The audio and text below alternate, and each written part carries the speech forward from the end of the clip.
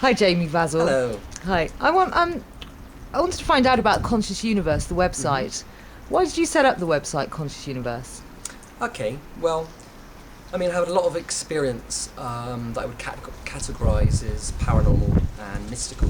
Also, the experience that we commonly refer to as alien abduction, for want of a better description, really. But from these experiences, I've learnt a lot, and I started meditation as well at a very early age. And I think there's maybe some connection between meditating and these unusual experiences.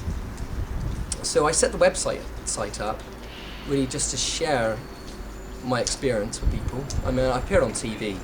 I was on the Richard and Judy show, MTV, when I was 15 years old.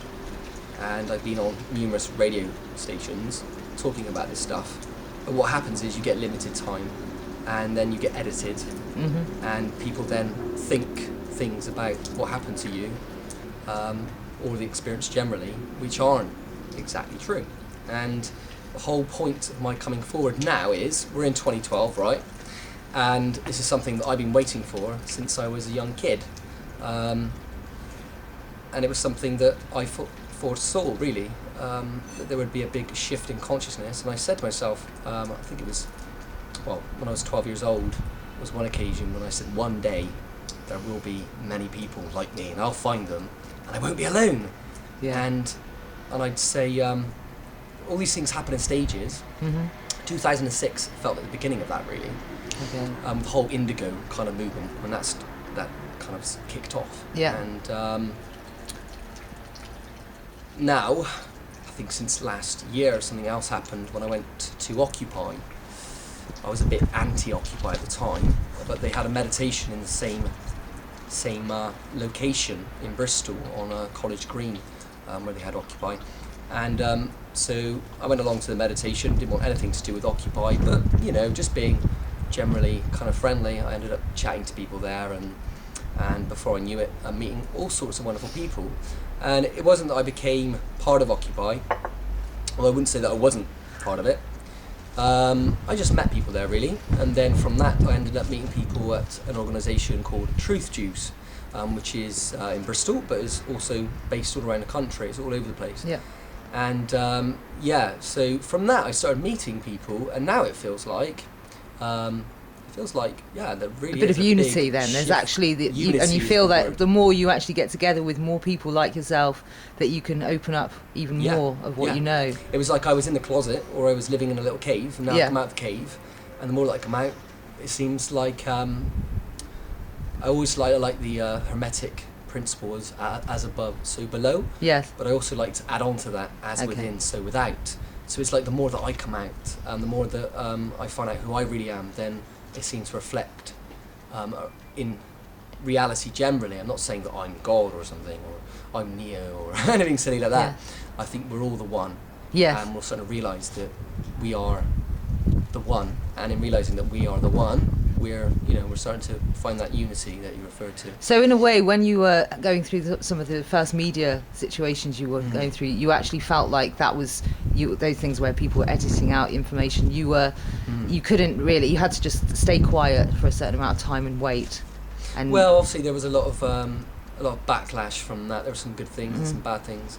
Did you do a lot of research at that time then? It's sort of on your own then, that wasn't sort of bringing it out? Were you kind of in your own room kind of checking out things on the internet books? No, when I was very young I kept away from all this stuff, really. Right, in a way just felt like you just better and at fit some into point, normal life. At some point, I think it was 1994, that I started to come across material referring to the UFO experience. Okay. And started to make connections, really, and realised that I'm not the only one having those experiences. Yeah. But of course, I don't want people to get hung up on the whole UFO thing and think that this guy's just here to talk about weird stuff that has no relevance to anyone. Yeah. In actual fact, I am a human being. Yeah. So the experience that I've had, although some people have not had that experience, or maybe not as much experience as much as I or some other people have, it's still a human experience, because human beings are experiencing this experience.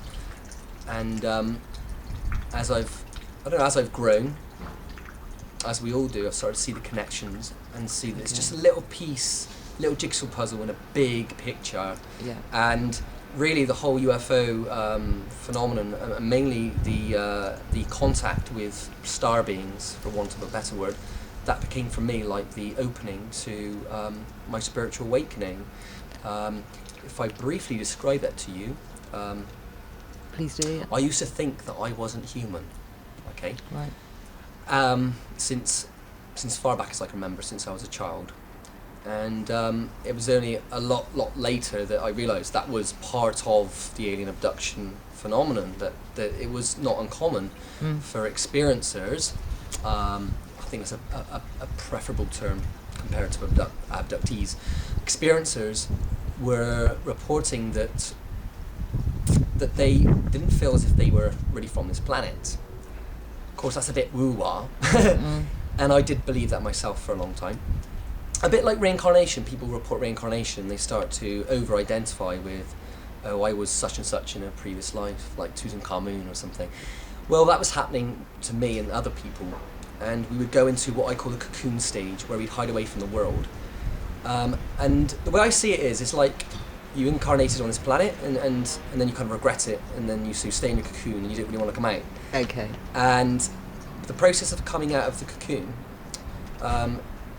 or shall we say coming out of the closet, is like the process of reintegrating yourself, just like any other being, whether they've had the UFO experience or not, is like reintegrating yourself and realising that, yeah, I really do belong to this planet, and I'm here for a reason, and let's get on with it, you know, let's get on with the show.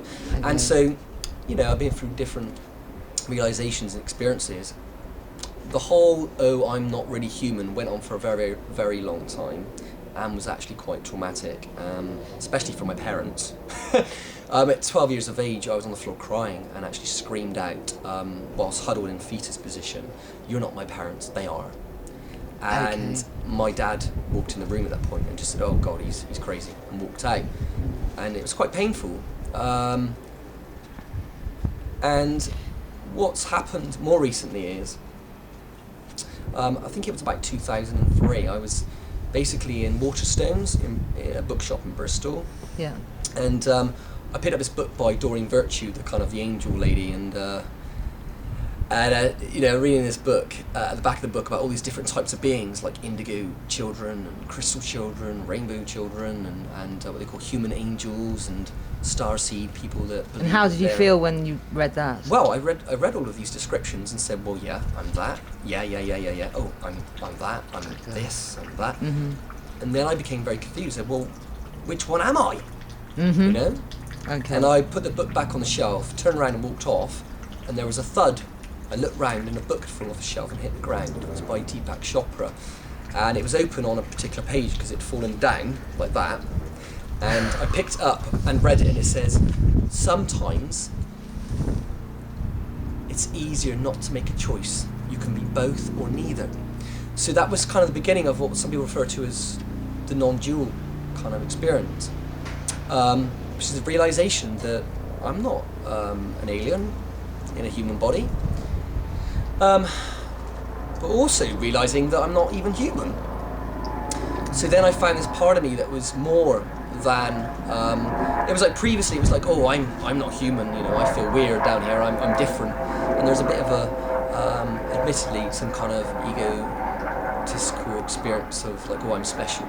Okay. But then when this happened, the realization dawned on me, well, yeah, I'm not human, but I'm also not extraterrestrial. I'm more than that. I'm all of this. Okay. But even that has been superseded by a realization recently that, well, I am human. I am from the stars, as we all are. But I'm all of it and none of it, and I can move in between any of those, shall we say, impermanent identities and experience them, but not to be attached to it. In other words, not to be sticky. Yes. And just to realise that what I really am is that eternal self, that is that eternal flame within everything, that kind of that point of unity within us. It's like saying namaste. the version of it, well, the way my Reiki teacher explained it was, Namaste is, I recognise that within you that is love and light, which reflects that same place in me, which is of love and light. Right. In other words, there's a source. We're all experiencing in these kind of separate bodies, but it's like we're really like looking at ourselves under a microscope, and it looks like we're separate, we're moving next to each other, but really we are that person looking through the microscope. Like, look at your own body. Okay. And so, you know, the realization that we're one. And do you feel like more people now in the sort of general public are feeling that way, or even have a bit more of an understanding of that? Yeah, I think so. That's part of what I foresaw, that there would be a shift towards Right. a global consciousness and awareness that we're part of something bigger than our singular human identities. So, back to the name of the website. Yeah. Why did you? Well, what would you define as consciousness? To me, consciousness is really awareness. Okay. So consciousness is just the presence and the awareness that is behind the whole experience. It's like life is a bit like a movie reel. It's like we're projectors of reality, and we watch this movie, and sometimes we over-identify with the movie and think that's what we are. Actual fact, it's just a movie, and just watch it and be the observer. Okay. But yeah. So it's having the choice either side, that you can be looking at the projection itself, or so that in a way is consciousness. Well, actually, we are all of it. We are we're the projector. We're also the projected. Yes. And the awareness of all of that, all angles. Yeah. But it's we're all of it, so that's cool. But not to be kind of sucked in by the movie, really. So why did you call the website Conscious Universe? Well, it's actually called Quantious Universe. Oh, right. Sorry. You know the quantum physics experiment? Okay. The double slit experiment, where they fire photons through the two slits. Yes. Okay, on a screen. I'm not want to go into that too much, but there is the Dr. Quantum video on the website, which explains that, and it shows it as well, like in a cartoon. Okay. So that's beautiful, and it really explains it better than I could.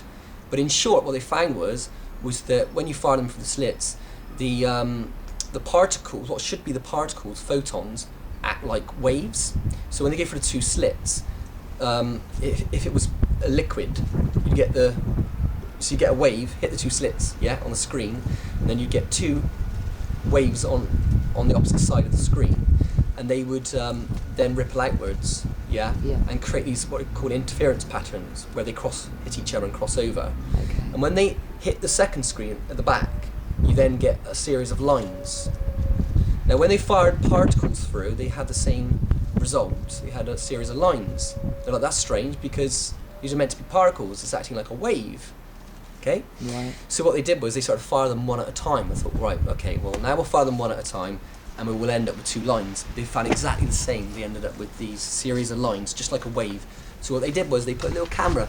They observed as they were coming through the first two slits, to see what they were doing, to see what was happening. They thought maybe these were breaking into two. They were splitting themselves, a bit like cells divide. And if we watch them, we'll see what's happening. But the mystery is, they put the camera there, and the particles acted like particles. They created two lines, so they went back to being particles. So in other words, when you observe, you have a different result. And how I relate this to the website name is that consciousness is both particle and wave. So what we are essentially, we are the particles, we're also the waves, and we have a particle self, as I call it. We also have a wave self, or a super self, which is really the superposition talked about in quantum physics, where we are, going back to what I talked about earlier, so it all ties in nicely, is this idea that really I'm me, well, I'm not me, but I'm also one with everything else. I'm all of it, and none of it. I'm everything in between. So yeah, that's really why I called it that, and the website will carry information about that, and also how we can kind of tune into the other side of ourselves, which we've tended to neglect, which is the wave self or the super self. Okay.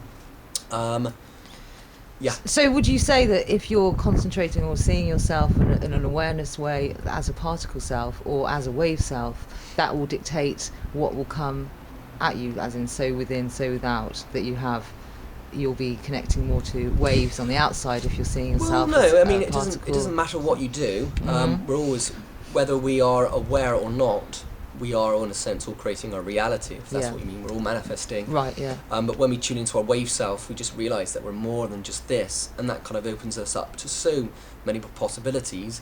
And then, of course, when you wake up to the possibility that, wow, I'm also a wave on the ocean, the ocean of consciousness. Yeah. That you know what the I think in the is it the Bhagavad Gita? They refer to as the droplet in the ocean. That's what we are. But you're also the ocean, you know, and so you have that awareness, Right. and also the wave self is spread out through time. So then your consciousness is not limited by time. You are then experiencing kind of eternity. So in the your infinite. website and the sort of regular updates and things that you put onto the website, is that the kind of interest, you know, how are you going to carry on Well, with that's that? kind of where that really is kind of like, it goes deeper than that. Yes. Okay. There is also the vibrational realm and the vibrationless, or some Yes. people call the formless. Okay. Yeah, so we can go deeper than the wave self, because the wave is still movement upon the ocean. So it is, in a sense, still energy, still vibration. So we can go deeper than that and realise that we are vibrationless, which is kind of like what the Buddhists might refer to as the emptiness or the void. Mm-hmm. So we can go even deeper Right. than that. But the website really, for me, that's encapsulates what it's all about. And it's coming at it from different angles. Yeah, There there's is meditation so much instruction of that. videos, how to activate your pineal gland, how to activate your heart, how to find coherence. Yes. And also, I mean, it's not just about me, you know. This isn't just my stuff, shall we say. I'm inviting people to come on board Okay. and share their information, their inspirations, their art, their poetry, and their conceptualization of consciousness or the universe. Because, of course, consciousness, or that kind of eternal infinite self, or the non-dual, recognizes all of that as being a beautiful expression of the divine, you know, a face of the infinite one. Mm-hmm. So it's all part and parcel of that, you know, it's all equally cherished, you know, by source. Great. Fantastic. Thank you. So we look forward to seeing more on the website. And is it, could you tell us the web address again? Well, you're on it. Well, I we're on guess. it, yeah. If not, Or- it's www.conscious universe.net. Okay. Okay? Brilliant. So, I look forward to seeing you there. Thanks very much. Thank you. Bye-bye.